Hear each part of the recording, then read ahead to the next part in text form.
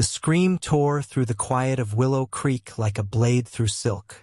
It wasn't just pain.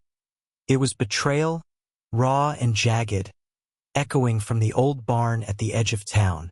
By the time the townsfolk arrived, breathless and clutching their coats against the autumn chill, they found only silence and a truth that would haunt them forever. In the small, tightly knit community of Willow Creek, Oregon, appearances were everything.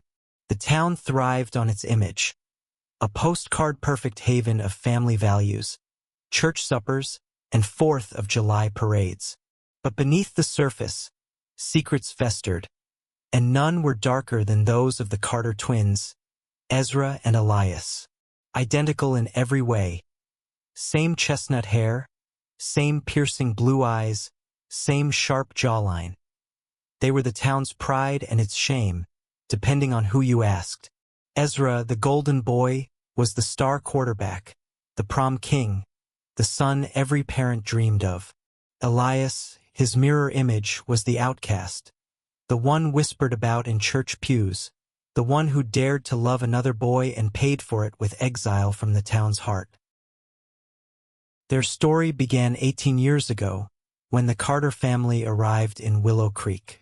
Their father, Pastor John Carter, led the town's largest congregation. His sermons a blend of fire and grace that kept the pews full. Their mother, Lila, was the picture of devotion, her smile warm but guarded. The twins were only 5 then, inseparable, their laughter filling the modest parsonage. But as they grew, so did the divide. Ezra embraced the town's expectations, molding himself into the perfect son.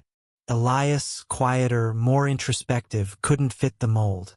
By 16, he'd fallen for Jamie Ruiz, a shy artist who worked at the local diner. When their relationship came to light, Willow Creek turned on Elias like a pack of wolves. "Faggot," they'd hissed in the school hallways. "Sinner," the church elders muttered. Pastor John's sermons grew sharper, his words a thinly veiled plea for his son to choose right. Lila stopped looking Elias in the eye. Only Ezra stood by him, or so it seemed, defending him in public but never quite meeting his gaze in private. The town worshipped Ezra for his loyalty, for his strength in standing by his wayward brother. They shamed Elias for existing. But no one knew the truth. Not yet. It was late September, the air crisp with the promise of fall, when the barn incident shattered the town's fragile peace. Elias had been missing for 2 days, and whispers of his disappearance buzzed through Willow Creek like flies. Some said he'd run off with Jamie, who'd also vanished. Others claimed he'd finally given up on the town that despised him. Ezra, ever the dutiful son, organized a search party, his face a mask of concern as he led volunteers through the woods. But when they reached the barn, they found more than they'd bargained for. The door creaked open to reveal Elias, slumped against a hay bale, his face bruised and bloodied. Jamie lay beside him, unconscious, a gash across his temple. The sight sent a ripple of horror through the crowd. "Who did this?" Ezra demanded, his voice breaking as he knelt beside his brother. Elias's eyes fluttered open, locking onto Ezra's. "You know," he whispered, the words barely audible but heavy with accusation. The town erupted. Fingers pointed, rumors flew. Some blamed Jamie's father, a gruff mechanic known for his temper. Others suspected a drifter who'd passed through days before. But Elias's words hung in the air, a puzzle no one could solve. Ezra, the town's hero, was untouchable. Surely he couldn't be involved. Could he? As Elias was rushed to the hospital, the town's facade began to crack. Old grudges surfaced, and buried truths clawed their way to the light. The Carter family, once the pillar of Willow Creek, became its epicenter of suspicion. Pastor John's sermons faltered, his voice trembling as he spoke of forgiveness. Lila's smile vanished entirely, and Ezra, for the first time, seemed less than perfect, his charming grin replaced by a haunted look. Elias, recovering in the hospital, refused to speak about the barn. Jamie, when he woke, remembered nothing. The police found no evidence, no witnesses. But the town couldn't let it go. They demanded answers, and in their hunger for truth, they began to question everything. Why had Ezra been so quick to lead the search? Why had he been the last to see Elias before he vanished? And what had Elias meant by, the twins' bond, once unbreakable, now seemed like a battlefield. Elias, despite his pain, carried a quiet strength, a refusal to break under the town's judgment. Ezra, meanwhile, unraveled, his perfect facade crumbling under the weight of scrutiny. The town had chosen sides long ago, but now they wondered, had they worshipped the wrong twin? As the days passed, a deeper truth emerged, one that no one in Willow Creek could have imagined. The barn wasn't just a crime scene. It was a mirror, reflecting the town's sins back at them. And the darkest secret, the one that would change everything, wasn't Elias's or even Ezra's. It belonged to someone else entirely. The hospital room was dim, the only sound the steady beep of Elias's monitor. He stared out the window, the bruises on his face fading but the weight in his chest growing heavier. Jamie, now awake, sat beside him, their hands intertwined. "We'll get through this," Jamie whispered, his voice steady despite the bandage on his head. Elias nodded, but his eyes were on the horizon, where Willow Creek's perfect skyline hid a storm waiting to break. 2 weeks before the barn, Elias had stood in the parsonage's kitchen, his hands trembling as he faced his father. "I'm not ashamed of who I am," he'd said, his voice steady despite the fear in his gut. Pastor John's face had turned to stone, his Bible clutched like a weapon. "You're choosing sin," he'd replied, each word a hammer. Lila, silent at the table, had stared at her coffee cup, her silence louder than any sermon. Elias had known then that he'd lost them, not just his parents but the town they'd shaped in their image. Willow Creek wasn't just a place. It was a machine, grinding down anyone who didn't fit. And Elias, with his love for Jamie, was a wrench in its gears.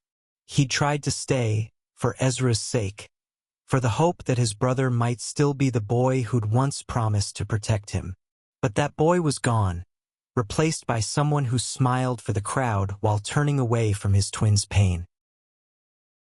Ezra, meanwhile, was drowning in his own way. The town's adoration was a cage, its bars forged from expectations he could never escape. He was the quarterback, the youth group leader, the son who carried his father's legacy. But every cheer, every pat on the back, came with a price: his silence. He'd seen the way they treated Elias, the slurs scrawled on his locker, the cold shoulders at church, and he'd done nothing. Not because he didn't care, but because caring would cost him everything. The night before Elias disappeared, Ezra had found him at the diner, sketching in a corner booth while Jamie wiped down tables. "You need to leave," Ezra had said, his voice low, urgent. "This town will destroy you." Elias had looked up, his pencil still. "And what about you?" he'd asked. "What's it doing to you?" Ezra had no answer. He'd walked away, leaving Elias to his fate. Now, in the hospital, Elias wrestled with what to say. The police had come and gone, their questions met with his silence. He didn't trust them, not in a town where the sheriff attended his father's church. Jamie, still groggy from his concussion, pressed him gently. "You know something," he said, his dark eyes searching Elias's. "Why won't you tell me?" Elias squeezed his hand, the weight of his secret like a stone in his throat. "Because it's not just about me," he whispered. Across town, Ezra faced his own interrogation, not from the police, but from the town's whispers. At the hardware store, old Mr. Thompson eyed him warily. "Heard you were the last to see your brother," he said, his tone sharp. Ezra forced a smile, his heart pounding. "Just trying to find him," he lied. But the truth was a shadow he couldn't shake. He'd been at the barn that night, and though he hadn't swung the fist that bruised Elias's face, he hadn't stopped it either. The town's suspicion grew, fed by rumors and half-truths. Some said Ezra was jealous of Elias, that his brother's defiance threatened his perfect image. Others whispered that Pastor John had orchestrated the attack to fix his son. Lila, once the town's darling, became a ghost, her absence from church sparking gossip. The Carter family, once untouchable, was now a lightning rod for doubt. At the hospital, Elias began to piece together the night of the attack. Flashes of memory came back. The barn's creaking walls, the smell of hay, Jamie's hand in his. They'd gone there to talk, to plan their escape from Willow Creek.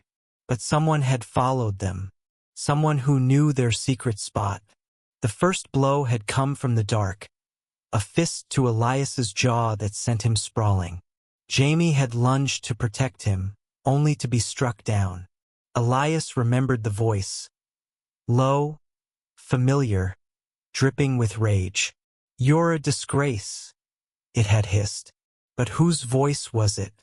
Ezra, meanwhile, was unraveling. He avoided the hospital, unable to face Elias's accusing eyes. Instead, he wandered the woods, replaying that night. He'd gone to the barn to warn Elias, to beg him to leave before things got worse. But when he'd arrived, he'd found them already bloodied, the attacker gone. Or so he told himself. The truth was murkier, a tangle of guilt and fear he couldn't untangle. The town, hungry for answers, began to fracture. Neighbors turned on neighbors, old alliances crumbling under the weight of suspicion. At the diner, Jamie's mother, Rosa, confronted Pastor John. "Your son's involved," she spat, her voice shaking with grief. "You can't hide behind your pulpit forever." John's face paled, but he said nothing. The truth, he knew, was more dangerous than any accusation. As the days passed, Elias and Jamie grew closer, their bond a lifeline in the chaos. "We're getting out of here," Jamie vowed, his voice fierce despite his injuries. Elias nodded, but his heart was heavy. Leaving meant abandoning Ezra, the brother he'd once loved more than anyone, and it meant leaving the truth buried, a secret that could destroy more than just their family. By the end of the second week, Willow Creek was a powder keg. The barn incident had exposed its cracks, and the town's perfect facade was crumbling. Elias, still in the hospital, made a decision. He couldn't stay silent forever. But before he could speak, a new piece of evidence surfaced, one that would turn the town's suspicions upside down. The evidence came in the form of a letter, slipped under the police station's door in the dead of night. It was unsigned, written in hurried, uneven scrawl. "Check the barn's loft. You'll find what you're looking for." The sheriff, a grizzled man named Callahan, didn't trust anonymous tips, but the town's pressure was relentless. By dawn, he and 2 deputies were combing the barn, their flashlights cutting through the dust-filled air. In the loft, hidden beneath a pile of old blankets, they found a backpack. Inside were a bloodied rag, a pair of gloves, and a single photograph. Ezra and Elias's kids, grinning in matching overalls, their arms slung around each other. The discovery sent shockwaves through Willow Creek. The rag tested positive for Jamie's blood. The gloves were too small to be Ezra's, or so his defenders claimed. But the photograph was a puzzle. Why hide it? And who had left it there? Elias, when shown the photo at the hospital, felt his chest tighten. "That was our last good summer," he said softly, tracing the image with his finger. He and Ezra had been 10, spending their days fishing in the creek, their nights whispering secrets under the stars. The memory felt like a betrayal now, a reminder of what they'd lost. Jamie, watching him, squeezed his hand. "You don't have to protect him," he said. Elias shook his head. "It's not about protecting him. It's about understanding why." Ezra, summoned to the station, stared at the backpack in silence. "It's not mine," he said finally, his voice flat, but his hands shook, and Callahan noticed. The town, already divided, took sides with renewed fervor. Ezra's teammates rallied around him, calling the evidence a setup. Others, including Jamie's mother, pointed fingers. "He's hiding something," Rosa told a crowd at the town hall. "And I won't rest until I know what." Pastor John, meanwhile, was crumbling. His sermons, once a beacon for Willow Creek, had lost their fire. He avoided the station, the hospital, even his own home. Lila, too, was unraveling. Her once perfect composure replaced by sleepless nights and whispered arguments with her husband. "You knew," she accused him one night, her voice breaking. John didn't answer, but his silence was damning. Elias, discharged from the hospital, returned to the parsonage under a cloud of suspicion. The town watched his every move, some with pity, others with scorn. He and Jamie spent their days planning their escape, but the letter's discovery changed everything. Elias knew the backpack wasn't Ezra's, it couldn't be, but the photograph haunted him. It was too personal, too deliberate. Someone wanted to tear them apart, and they were succeeding. At school, the twins' worlds collided. Ezra, once the untouchable hero, now faced whispers in the halls. "You think he did it?" kids muttered. Elias, back for the first time since the attack, felt the weight of every stare. In the cafeteria, their eyes met across the room. For a moment, it was just them. Two brothers, bound by blood and broken by secrets. Then Ezra turned away, and Elias felt the sting of rejection all over again. That night, Elias confronted Ezra in their shared bedroom. "Why was that photo in the barn?" he demanded. Ezra's face was a mask, but his eyes betrayed him. Fear, guilt, something darker. "I don't know," he said too quickly. Elias stepped closer, his voice low. "You were there, Ezra. You saw something. Why won't you tell me?" Ezra's jaw tightened, but he said nothing. The silence between them was louder than any scream. The town's investigation deepened, but so did its divisions. The church split into factions, those who stood by Pastor John and those who questioned his role. Rosa Ruiz organized a vigil for Jamie, demanding justice. The crowd, holding candles outside the diner, chanted for answers. But the truth remained elusive, buried in the barn's shadows and the twins' fractured bond. Elias began to suspect the letter wasn't random. Someone knew more than they were saying. Someone close. He and Jamie started their own search, retracing their steps to the barn. They found nothing new, but the act of searching gave Elias clarity. "It's not just about us," he told Jamie.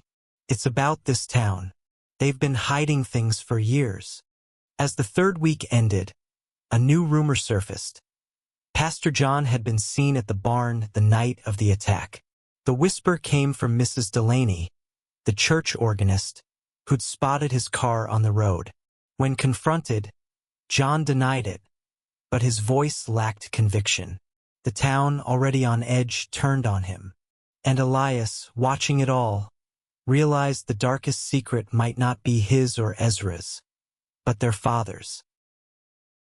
The accusation against Pastor John spread like wildfire. By Sunday, his church was half empty, the pews filled with whispers instead of hymns. He stood at the pulpit, his hands gripping the wood, and tried to preach. "We are all sinners," he began, his voice cracking, but the congregation wasn't listening. They wanted answers, not sermons. Lila, sitting in the front row, kept her eyes on the floor, her hands clasped so tightly her knuckles were white. Elias, watching from the back, felt no satisfaction. His father's fall wasn't justice, it was just another wound. Jamie, beside him, whispered, "You don't have to be here," but Elias shook his head. "I need to see this through." He wasn't sure what this was anymore. A search for truth, a chance at redemption, or just a way to survive. Ezra, absent from church, was spiraling. He'd stopped going to practice, stopped smiling for the crowd. His friends, once loyal, kept their distance, unsure if they were defending a hero or a liar. Alone in the parsonage, he pored over old photos, letters, anything that might explain the backpack, the blood, the photograph. He found nothing but memories of a time when he and Elias were one soul in two bodies. The police, under pressure, brought Ezra in for questioning again. "Tell us about the barn," Callahan demanded. Ezra's story hadn't changed. He'd gone to warn Elias, found him hurt, and called for help. But Callahan leaned forward, his eyes narrowing. "That photo. Why was it there?" Ezra swallowed hard. "Someone's trying to frame me," he said, but his voice lacked conviction. The truth was, he wasn't sure anymore. Had he seen something that night? Had he done something? Elias and Jamie, meanwhile, dug deeper. They talked to Mrs. Delaney, who swore she'd seen Pastor John's car near the barn. "It was late," she said, her voice trembling. "He was just sitting there, watching." Elias's stomach churned. His father had always been distant. But this? It didn't make sense. Or maybe it did, and that was what scared him most. At home, Elias confronted Lila. "Did Dad know about the barn?" he asked, his voice sharp. Lila's eyes widened, her hands fluttering to her throat. "He wouldn't hurt you," she said, but her tone was uncertain. "He loves you, Elias." Elias laughed, a bitter sound. "Love doesn't do this." He gestured to his fading bruises, to the town tearing itself apart. Lila turned away, tears in her eyes, and Elias knew she was hiding something too. The town's anger turned to action. A group of parents, led by Rosa, demanded Pastor John step down. "He's no shepherd," Rosa said at a town meeting, her voice fierce. "He's a coward." The crowd roared in agreement, but a few, mostly older church members, defended him. "He's a man of God," they insisted. The divide grew wider, and Willow Creek began to feel like a town at war. Elias and Jamie returned to the barn, desperate for answers. In the loft, they found something the police had missed. A small carving in the wood, a heart with E+J inside. Elias's breath caught. He'd carved it months ago, a quiet promise to Jamie. "Someone knew we came here," he said, his voice low. Jamie nodded, his jaw tight. "And they wanted to hurt us for it." That night, Ezra came to Elias, his face pale. "I need to tell you something," he said, his voice barely above a whisper. They sat in the parsonage's backyard, the stars above them cold and distant. "I saw Dad that night," Ezra admitted, "at the barn. He was there before I got there." Elias's heart stopped. What was he doing? Ezra shook his head. Just standing there. Then he left. I didn't know what to do. The revelation hit Elias like a punch. His father, the man who'd preached love and forgiveness, had been at the scene of his attack. But why? To punish him? To protect him? Or something else entirely? Elias looked at Ezra, searching his twin's face for the truth. Did you know he was going to hurt us? He asked. Ezra's eyes filled with tears. No, he said. I swear. But Elias wasn't sure he believed him. The twins, once so close, were now strangers, divided by secrets and a town that had chosen one over the other. As they sat in silence, the weight of their father's presence at the barn loomed over them, a shadow neither could escape. By the end of the 4th week, Willow Creek was unrecognizable. The church was a battleground, the diner a hub of gossip, the streets filled with tension. Elias and Jamie planned to leave, but the truth held them back. They needed to know who had attacked them and why, and the answer, Elias feared, was closer to home than he'd ever imagined. The truth began to unravel at a town hall meeting, where Willow Creek's wounds were laid bare. The room was packed, the air thick with anger and fear. Rosa Ruiz stood at the front, her voice steady but fierce. We deserve to know who hurt our children, she said.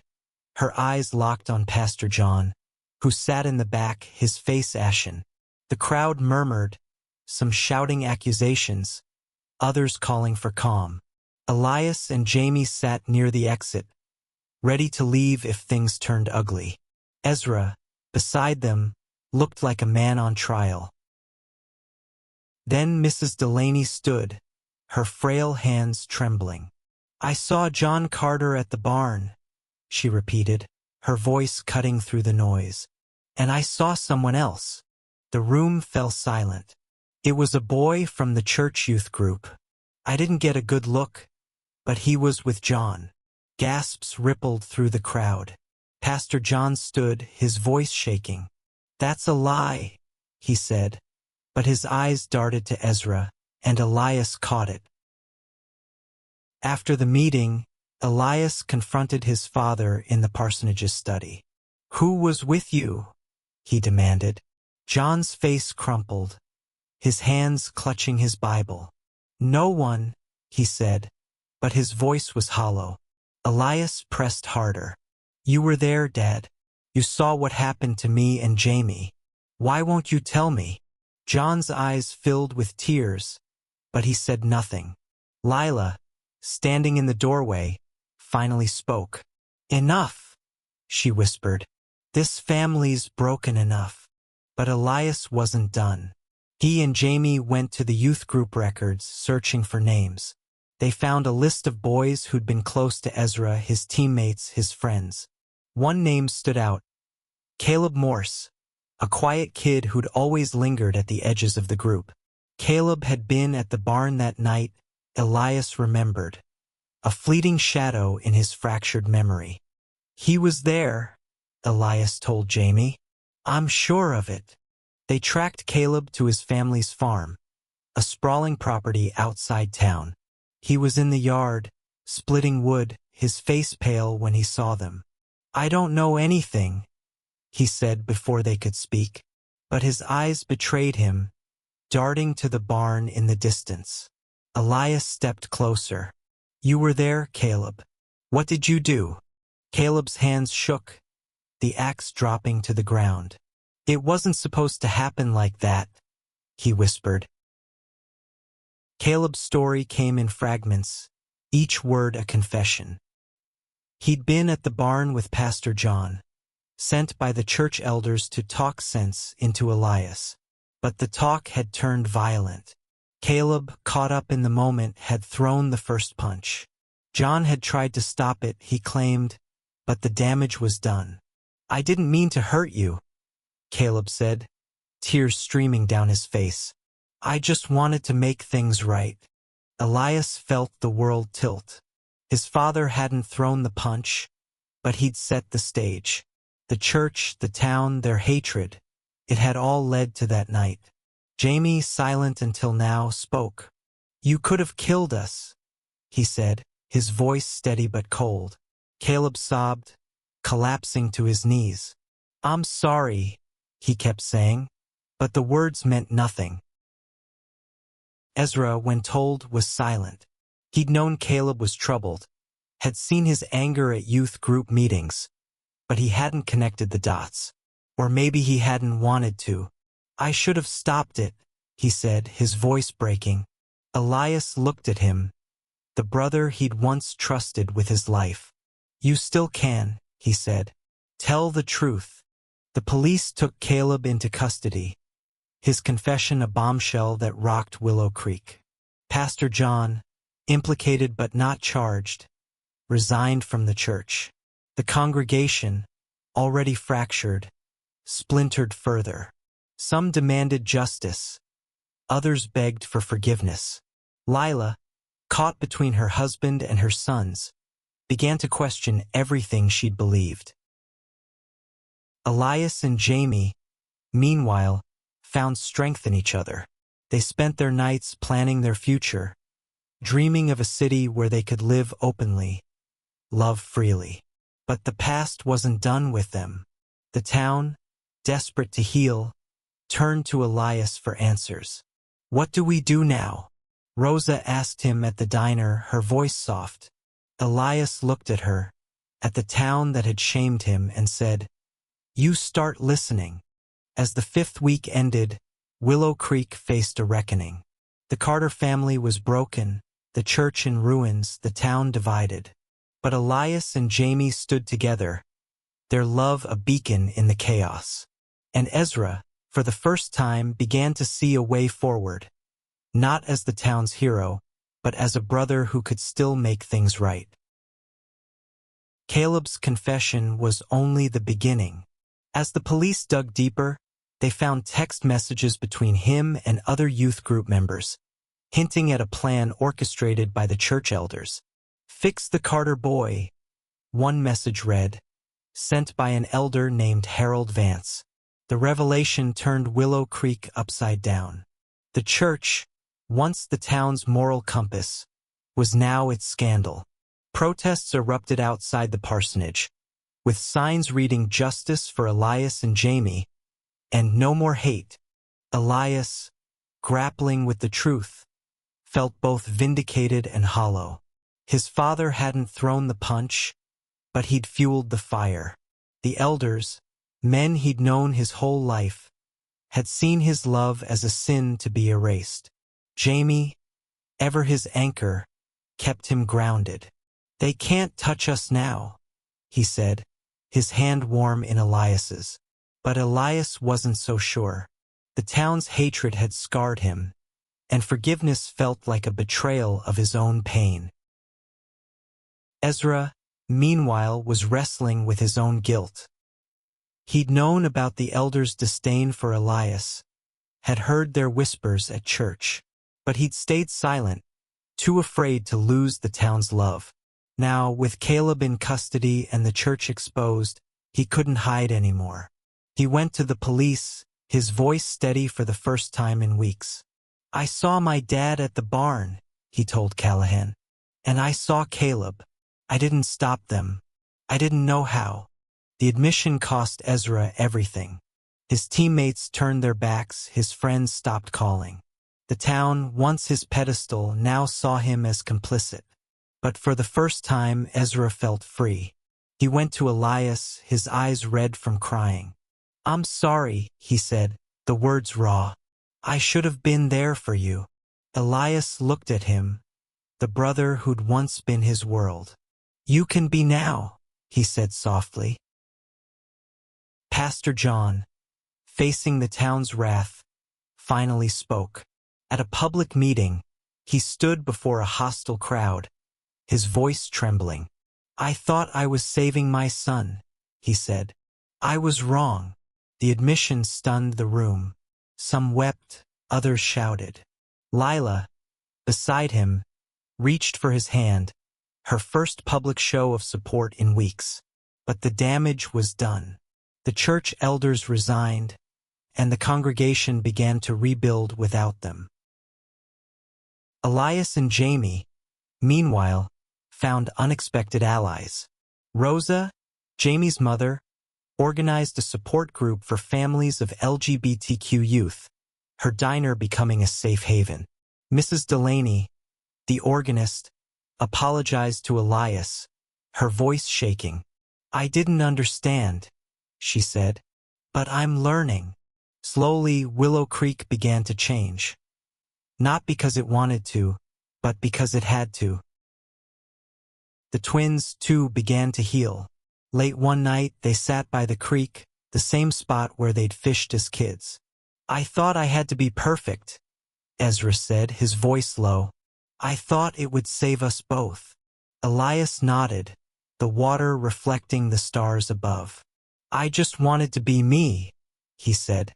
For the first time in years, they talked. Not as the town's hero and outcast, but as brothers. But the darkest secret was still out there. The text messages had hinted at someone else, someone who'd orchestrated the attack from the shadows. Elias and Jamie kept searching, determined to uncover the truth. They found a lead in an old journal of Pastor John's, tucked away in the parsonage's attic. A single line, written months before the attack, chilled them. "Harold Vance says we must act before Elias ruins us all." Harold, the head elder, had been the puppet master. When confronted, he denied everything, but his eyes betrayed him. The police, armed with the journal, arrested him. His confession came slowly, each word a nail in Willow Creek's coffin. He'd seen Elias as a threat to the church's power, a symbol of everything they feared. The attack was meant to scare him away, not kill him, but it had gone too far. As the 6th week ended, Willow Creek faced its reckoning. The church was rebuilt under new leadership, one that preached inclusion. The town, bruised but hopeful, began to listen. Elias and Jamie, stronger than ever, prepared to leave, their bags packed for Portland. But before they went, Elias had one last thing to do. He needed to face his father, not as a son, but as a man who'd survived. The confrontation came on a rainy evening, the parsonage quiet except for the patter of drops against the windows. Elias stood in his father's study, Jamie at his side for support. Pastor John looked older, his shoulders slumped, his Bible untouched on the desk. "I need to know why," Elias said, his voice steady but heavy with years of pain. "Why did you let them hurt me?" John's eyes met his son's, and for the first time, they held no judgment, only regret. "I thought I was protecting you," he said. "I thought if I could make you normal, you'd be safe. I was wrong, Elias. I was so wrong." Tears fell, and Lila, standing in the doorway, wept too. Elias felt the weight of his father's words, but they didn't erase the scars. "You chose them over me," he said. "You chose the town." John nodded, his voice breaking. "I did, and I'll carry that shame forever." He reached out, but Elias stepped back. "I'm leaving," Elias said. "Not because of you, but because I deserve better." Jamie's hand found his, a silent promise. John said nothing, his silence an apology too late. Ezra, listening from the hall, stepped in. "I'm coming with you," he said, his voice firm. Elias looked at him, surprised. "You don't have to," he said, but Ezra shook his head. "I've spent my life trying to be what they wanted. I'm done. I want to be your brother again." For the first time in years, Elias felt a spark of hope. The twins, broken by the town's cruelty, were finding their way back to each other. Willow Creek, meanwhile, was rebuilding. Rose's support group grew, drawing families from neighboring towns. The diner, once a place of gossip, became a symbol of change. Mrs. Delaney started a petition to rename the town square after Elias and Jamie, a gesture that sparked both support and backlash. But the tide was turning. The town's youth, inspired by Elias's courage, began to speak out, their voices louder than the elders' whispers. Elias and Jamie spent their final days in Willow Creek tying up loose ends. They visited the barn one last time, not to relive the pain, but to reclaim it. Elias touched the carved heart, his fingers tracing the E+J. "This is ours," he said, his voice strong. Jamie nodded, his eyes bright. "Always will be." Ezra, too, found closure. He spoke at a town meeting, his voice raw but clear. "I was part of the problem," he admitted. "I let my brother suffer because I was afraid. I'm not afraid anymore." The crowd was silent, some nodding, others turning away. But Ezra didn't need their approval. He'd found something better, his own truth. As the 7th week ended, the Carter family faced its final fracture. Lila, torn between her husband and her sons, chose to stay in Willow Creek, hoping to rebuild what was left. John, stripped of his title, began volunteering at a shelter, seeking redemption in small acts. Elias and Ezra, with Jamie, prepared to leave, their futures uncertain but bright. The night before their departure, the twins sat on the parsonage's porch, the rain a soft curtain around them. "What happens now?" Ezra asked. Elias smiled, the first real smile in months. "We live," he said. "For us, not them." Ezra nodded, and for a moment, they were just brothers again, bound by love instead of secrets. Willow Creek watched them go, some with tears, others with resentment. But the town was different now, its heart exposed and healing. Elias and Jamie, hand in hand, stepped into a new chapter, their love stronger than the hate that had tried to break them. And Ezra, at their side, carried a promise, to be the brother he should have been all along. Portland was a world away from Willow Creek, its streets alive with color and chaos. Elias, Jamie, and Ezra arrived in a rented van, their belongings stuffed into boxes and dreams. The city welcomed them with open arms. Coffee shops with rainbow flags, bookstores filled with stories like theirs, people who didn't stare or whisper. For the first time, Elias felt like he could breathe. They found a small apartment in the Pearl District, its windows overlooking a bustling street. Jamie enrolled in art school, his sketches already catching the eye of local galleries. Elias took a job at a community center, helping queer youth find their voice. Ezra, still finding his place, started working at a bookstore, his days filled with quiet moments and new beginnings. The twins, once divided by a town's judgment, were rebuilding their bond, one conversation at a time. Back in Willow Creek, the town continued its slow transformation. Rosa's support group became a regional hub, drawing families seeking acceptance. The church, under new leadership, began preaching love without conditions. Lila visited the diner often, her smile tentative but growing. Pastor John, still seeking forgiveness, wrote letters to Elias, though he never sent them. The town square, renamed Carter Ruiz Plaza, stood as a testament to change, its dedication ceremony drawing a crowd that included Mrs. Delaney, now an outspoken ally. Elias and Jamie, settled in Portland, faced challenges but met them together. They navigated the city's complexities, from late-night talks about their past to quiet moments of joy, a kiss in the rain, a shared laugh over coffee. Their love, once a secret, was now their strength. Ezra, watching them, felt a mix of pride and regret. He'd lost years to Willow Creek's expectations, but he was making up for it now. One evening, Elias received a package from Willow Creek. Inside was the photograph from the barn, the one of him and Ezra as kids, grinning by the creek. A note from Lila read, "This belongs to you both." Elias showed it to Ezra, and they sat in silence, the weight of their shared past heavy but healing.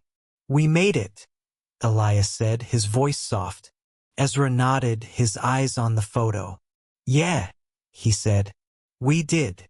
The darkest secret, in the end, wasn't just Harold Vance's plot or Pastor John's complicity. It was Willow Creek's silence, the way a town had chosen to worship one twin and shame the other, never questioning the cost. But that silence was broken now, replaced by voices demanding change. Elias and Jamie, living openly, became a beacon for others. Ezra, no longer the golden boy, found peace in being himself. Years later, Elias returned to Willow Creek for Rose's funeral. The town was different, smaller, quieter, but kinder. Carter Ruiz Plaza was filled with flowers, a tribute to a woman who'd fought for her son. Elias stood by the creek, Jamie at his side, Ezra nearby. "This is where it started," Elias said, his voice steady. Jamie squeezed his hand. "And where it ends." The twins, now men, looked at each other. Their bond forged anew through pain and redemption. Willow Creek had shaped them, broken them, but it couldn't hold them. They'd found their truth, their love, their family. And as they walked away, the town behind them, they carried a lesson, hard one. The darkest secrets only survive in silence, and love, when spoken, can heal anything.